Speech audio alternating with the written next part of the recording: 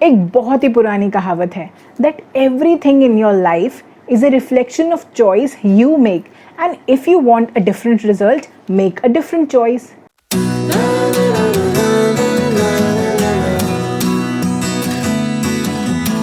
Hello नमस्ते केम छो सत श्री अकाल गाइस, मैं हूं doctor Anshika Agrawal and welcome you all to my channel Anshi Vibes, जहां पे हम बात करते हैं डेंटल मार्केटिंग की, करियर गाइडेंस की, स्टडी टिप्स की, डेंटल लेक्चर्स की और मोटिवेशन की। तो आइए शुरू करते हैं the most requested video of all times. इतने लोगों ने, इतने BDS स्टूडेंट्स ने, इतने इंटर्न्स ने ये पूछा है and sorry to be late, थोड़ा सा लेट हुआ है आई नो, बट फाइनली मैं आपके लिए लाई हूँ 1 नहीं, 10 नहीं, 15 नहीं, पूरे 27 ऑप्शंस आफ्टर BDS। यस, अब आपको बिल्कुल चिंता करने की ज़रूरत नहीं है। इन 27 ऑप्शंस में से आप आराम से सोचिए कि आपको कौन सा सूट करता है और फिर उसी के साथ कंटिन्यू करें after BDS। I very well understand that if you are in your BDS और final year, the constant question ticking in your mind would be what next. अब आगे क्या? BDS से निकल के अब क्या करूँगा? सीनियर्स की सुनूं या फिर पड़ोसियों की? आखिर किसकी सुनी जाए? You don't have to worry guys, I am about to tell you 27 options after BDS। अभी तक YouTube पे आपको कोई ऐसी वीडियो नहीं मिलेगी जिसमें आपको 27 ऑप्शंस के बारे में बताया गया हो, इसलिए आप ये वीडियो पूरा एंड तक देखिएगा जिससे कोई भी करियर ऑप्शन आपसे मिस ना हो। So let's start with the video. So, with the increasing job opportunities, rather I would say increasing job varieties, gone are the days when dentists only opted for clinical practice or MDS. अब तो इतनी variety आ गई है dentistry में भी, in fact आप clinical के अलावा भी बहुत जगह काम कर सकते हैं। क्योंकि आप ऐसे सोचिए ना कि हर इंसान अलग होता है, हर इंसान की अपनी स्ट्रेंथ्स होती है, अपनी लाइकिंग्स होती है, अपनी कुछ वीकनेस होती है और हर इंसान अलग तरीके से लाइफ जीना चाहता है। और BDS के बाद कितनी सारी आपकी लाइफ, कितनी सारी उम्र आपकी पड़ी है जिसमें आपको उसी प्रोफेशन या फिर कह लीजिए उसी एक चीज़ के साथ अपनी लाइफ गुजारनी होगी जो आप ऑप्ट करते हैं आफ्टर BDS। तो ज़रूरी नहीं है कि आपको MDS या फिर क्लिनिकल जॉब ही चूज़ करनी है। क्या क्या आप चूज़ कर सकते हैं, उसके लिए हम चलते हैं फर्स्ट ऑप्शन पे। तो सारे ऑप्शन स्टार्ट करने से पहले मैं आपको ये बताना चाहूँगी कि इसमें से जो भी आपको ऑप्शंस ठीक लगे, आपके इंटरेस्ट का लगे या जो भी आपको पसंद आए, उससे पहले एक स्वॉट एनालिसिस ज़रूर करें। स्वॉट एनालिसिस मतलब है स्ट्रेंथ्स, वीकनेस, थ्रेट्स और अपॉर्चुनिटीज़। इसको आप एक पेपर पे लिख लें और आपके अकॉर्डिंग, आपके इंटरेस्ट के अकॉर्डिंग या जितना आपको इस 27 ऑप्शन से समझ आता है और उसी के अकॉर्डिंग अपना एक स्वॉट एनालिसिस बना लें। इससे क्या होगा, आपको एग्जैक्टली पता चल जाएगा कि आपके स्ट्रेंथ्स क्या हैं, आपकी वीकनेसेस क्या हैं और आपके लिए फिजिबल वाली अपॉर्चुनिटीज़ कौन सी होंगी। तो आइए अब हम शुरू करते हैं फाइनली अपने फर्स्ट ऑप्शन से। So the first option is आप सबका फेवरेट और सबसे कॉमन MDS। बट हाँ, ये वाला ऑप्शन स्किप करने से पहले एक बार आई थिंक आपको ये सुन लेना चाहिए कि MDS क्यों करना चाहिए या फिर क्यों ऑप्ट ना करें। सी 80% ऑफ द स्टूडेंट्स की एक ऑब्वियस चॉइस होती है कि हम MDS करेंगे, चाहे उन्हें पता कि क्यों करना है, क्यों नहीं करना है या फिर किस ब्रांच में उन्हें करना है या एग्जैक्टली MDS करना क्यों है। बस सब लोग कर रहे हैं या फिर MDS वालों का क्लिनिक ज़्यादा चलता है, ये सब सोच के हम लोग BDS के बाद एक ऑब्वियस चॉइस अपने माइंड में बना लेते हैं कि हम आगे MDS करेंगे। यू नो व्हाट, मैंने अपने MDS टाइम में एक सर्वे किया था। मैंने 100 बच्चों से पूछा कि उन्होंने BDS क्यों ऑप्ट किया, क्या उन्हें वो वाकई पसंद था। 100 में से 99 लोगों ने बोला कि उन्हें BDS लेना ही नहीं था। उनके बहुत अलग अलग रीजंस थे, जैसे मेरा भाई भी BDS है या फिर मेरी फैमिली डॉक्टर है या फिर हमारे ऊपर ना एक खाली जगह पड़ी है तो पापा ने सोचा उसमें क्लिनिक ही बना देंगे, तो दोनों भाई बहन को BDS में डाल दिया। या फिर किसी का तो वही ऑब्वियस रीज़न होता है कि MBBS नहीं मिला इसलिए BDS ले लिया।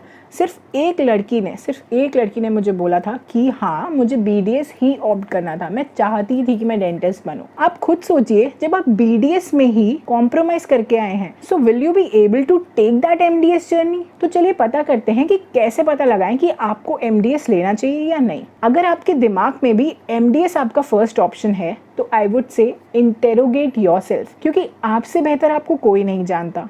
तो इसलिए आप अपने आप से सवाल कीजिए, question yourself that do you have that capability, do you have that required knowledge, और क्या आप स्लीपलेस नाइट्स बिताने को तैयार है, क्या आप नो फंक्शन ईयर स्पेंड करने के लिए रेडी हैं। क्योंकि अगर आप सीरियसली एक MDS की सीट लेना चाहते हैं और MDS के लिए तैयारी करना चाहते हैं, देन आपकी नाइट्स भी स्लीपलेस होंगी, प्लस आपको नो फंक्शन एयर एक करना ही होगा, प्लस आपको 2 से 3 घंटे मैक्सिमम रिफ्रेशमेंट के लेने होंगे, प्लस आपका माइंड स्टेबल रहना चाहिए, साइलेंट रहना चाहिए, पीस में रहना चाहिए। क्यों? क्योंकि MDS की पढ़ाई उतनी ईजी नहीं होती जितनी आप लोगों को मे भी लगती हो। तो ये बात हमेशा ध्यान में रखिए, अपने आप से सवाल कीजिए। अगर आपको वाकई में लगता है कि आप वो चीज़ कर सकते हैं, आपके अंदर से है कि मुझे करना ही है, तभी आप MDS के लिए ऑप्ट करें।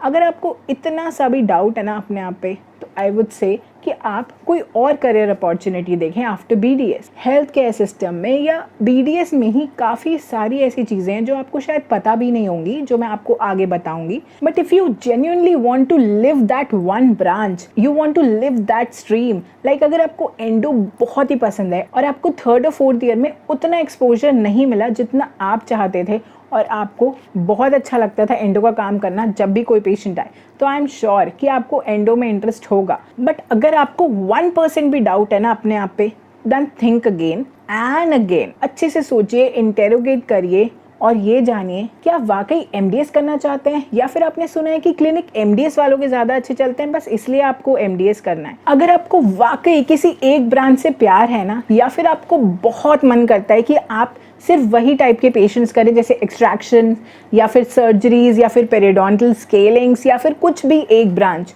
तभी आप MDS के लिए ऑप्ट करें।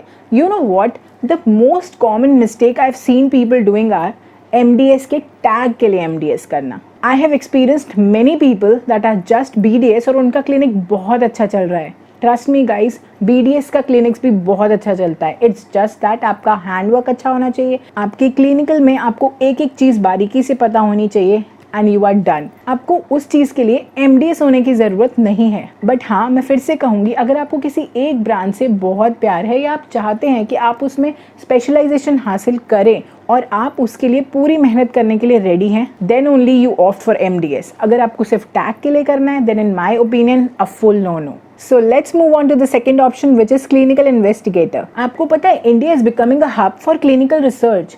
In fact, इस फील्ड में डिमांड फॉर प्रोफेशंस भी काफ़ी अच्छी खासी है, which makes it an interesting career option. So clinical research की फील्ड में आप क्या क्या ऑप्ट कर सकते हैं? क्लिनिकल रिसर्च में अगर आपको जाना है, अगर आपको रिसर्च में इंटरेस्ट है, तो you can opt for a clinical investigator, for a co-investigator, for a medical advisor, for a drug developer और a clinical data manager। ये 5 ऑप्शंस हैं। अगर आप क्लिनिकल रिसर्च में जाना चाहते हैं, अगर आप क्लिनिकल इन्वेस्टिगेटर बनना चाहते हैं, तो इन 5 ऑप्शंस में से आप किसी भी कंपनी में चूज कर सकते हैं। According to industry reports, India has the second largest pharmaceutical market in Asia। 2020 के बाद क्या चेंज हो वो तो पता नहीं, पर अभी तक तो यही था। तो ये जो $1 बिलियन इंडस्ट्री है ना, इसमें बहुत डिमांड है for qualified professionals, and with many ongoing researches this field has a great scope of professional growth. So if you are interested in research work, then you can go for clinical investigator. और अगर अभी तक आपने मेरे channel को subscribe नहीं किया है, तो सब्सक्राइब बटन दबा के नीचे बेल आइकन दबाना ना भूलें, जिससे आगे के ये वीडियो के पार्ट्स आप सबसे पहले देख पाएं। अब हम चलते हैं हमारे थर्ड ऑप्शन की तरफ, जो कि है kick start your clinical dental practice, as in start your clinic. तो आपके दिमाग में यही आता है ना, या तो MDS और या फिर क्लिनिक स्टार्ट कर लेते हैं। क्लिनिक स्टार्ट करने में कोई बुराई नहीं है, if you are confident enough and if your clinicals और your hand work is up to the mark, और आपको कॉन्फिडेंस है कि आप इंडिपेंडेंटली क्लिनिक अभी रन कर सकते हैं, then you may proceed to open a clinic. But clinic open करने से पहले आसपास का एरिया जरूर देख लेना, वहाँ के क्लिनिक्स में जाके थोड़ा रिसर्च वर्क कर लेना कि वहाँ पे ऐसी क्या फैसिलिटीज़ है जो नहीं है और जो आप प्रोवाइड कर सकते हैं। खैर, इस पे हम एक अलग से वीडियो में बात करेंगे। अभी हम चलते हैं अपने फोर्थ ऑप्शन की तरफ, जो है बीइंग अ डेंटल एसोसिएट। कुछ लोगों को पहले से समझ आ जाता है कि यार पूरा क्लिनिक तो अच्छे से मैं रन नहीं कर पाऊंगा, तो वो कहीं किसी क्लिनिक पे सीनियर के अंडर एक डेंटल एसोसिएट बन जाते हैं। Basically if you don't want to burden yourself with all the administrative task of running a clinic, then opt for being a dental associate. इसमें प्लस पॉइंट क्या है, that you will be working under a experienced senior dentist, जिससे आपको clinic का ambience पता चल जाएगा and you will have a deeper understanding of managing a patient in a clinical environment. Basically pros और cons तो दोनों के ही हैं। अगर आप थर्ड ऑप्शन चूज करते हैं, that is opening a clinic, उसमें आपको सारा एडमिनिस्ट्रेटिव टास्क खुद देखना होगा, आपको अपने फाइनेंसेस देखने होंगे, आपको पेशेंट्स अच्छे से मैनेज करने होंगे। और अगर आप ये वाला ऑप्शन चूज करते हैं जिसमें आप किसी के under as a dental associate काम करते हैं, then the owner have the right to choose that आप कौन सा ट्रीटमेंट करेंगे और कौन सा ट्रीटमेंट आप नहीं करेंगे। बस इसमें ये सबसे बड़ा कॉन्स है। अगर आप इसको मैनेज कर पाते हैं then this option can be the best for you. अब हम चलते हैं एक इंटरेस्टिंग ऑप्शन की तरफ, जो है हमारा फिफ्थ ऑप्शन, डेंटल ब्लॉगिंग।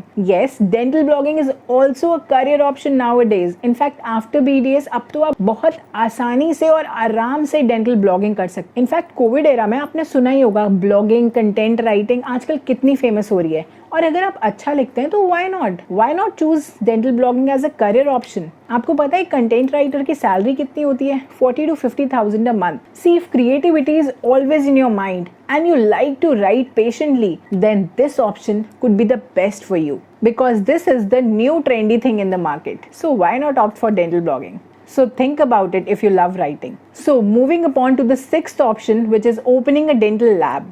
तो सोचो कि पेशेंट का काम करते करते लैब में आपको लैब वर्क से ही प्यार हो जाए।